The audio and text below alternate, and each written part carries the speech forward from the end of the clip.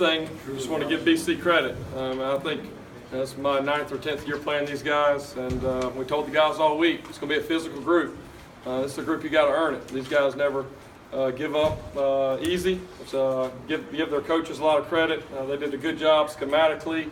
It's a little different than what they've shown on video this year, and it took us a little while to kind of figure that out there in the first half, and also we just didn't execute. And on offense, it takes all 11 guys doing their job, and just had a few things in the first half. One guy here or there didn't execute. Also, poor field position. You know, we were backed up at the -13, I think, on average, and that hurt us. But you know, something we've always talked to our offensive guys about is, you know, how do you respond to adversity? You know, one thing that we've really been talking all year long to this offense is what are some of the common traits of Clemson's offense through the years? What is in our DNA as a Clemson offense? And that goes back 7 or 8 years since Coach Sweeney's been our head coach. And one thing we always talk about is Clemson's football team and Clemson's offense, we respond in adversity. Whenever those tough times come, we know how to respond. And so for 27 unanswered points in the fourth quarter, I mean, this is still you know, a lot of new guys up there on offense, and you know, it's a different kind of pressure going in the fourth quarter with the way the game had gone. And you know, you find out a lot about each guy individually. You find a lot about your offense and about your team. And I was really pleased with the way that those guys responded.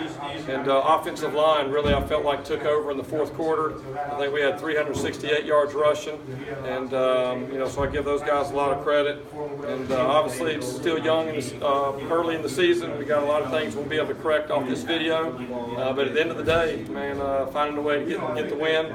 And the way that we responded when that pressure really got turned up there in the fourth quarter was probably the biggest positive. What can you say about Travis? Obviously, you got a week of practice, but he's the hot hand. I'm guessing he's earned himself some more carries next week. He's special.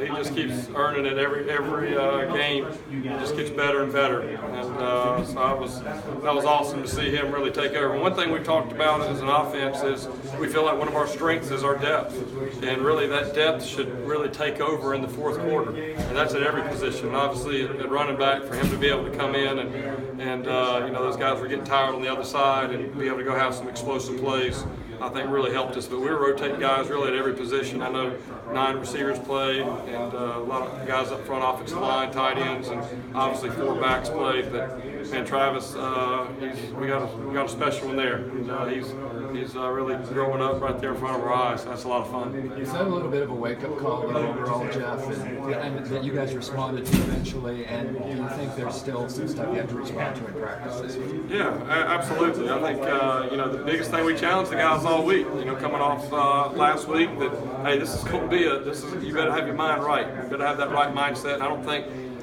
you know, it wasn't a situation where our guys were just completely loose and we knew it going in.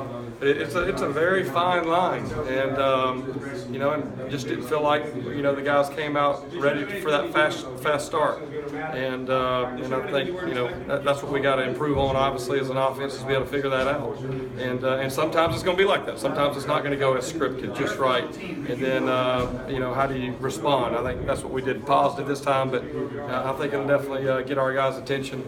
And the truth is, when you're playing in this league, anybody can beat you, and so we definitely found that out today. At one point in the 5th possession, I think you took Hyatt out, put Hearn at left tackle, and Simpson in at left guard. Were you trying to send a message there, or was that part of your normal? I think that's again part of rotating guys. No different than taking Deion Kane out and putting in T. Higgins or DeAndre Overton. You know, we don't want Mitch to have to play the entire game. We know it's going to be a 4-quarter game, and we're going to have to be able to execute later in the fourth quarter. But I don't think that was anything other than some things we had planned on really rotating those guys, and really also getting Hearn some work also at tackle. Did you guys have to say anything to Kelly during the game to keep him from getting frustrated with not being able to get past the ball? Yeah, I think that, I mean, obviously, he was frustrated. We were frustrated.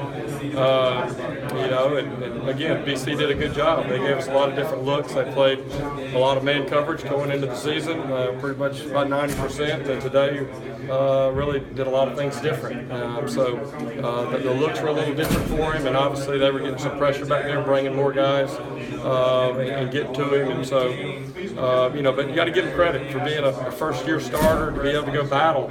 You know, that's what we talk about all the time. Is, you know, Coach Sweeney says, you know, that there's nothing less important, you know, than the score at halftime. And that's really where we were. That, hey, it's a 4-quarter game, and you're going to take some shots early. It's how you respond. And I felt like Kelly came back and did a good job there in the second half, especially in the fourth quarter, of really leading the offense and taking what they were giving us. Coach,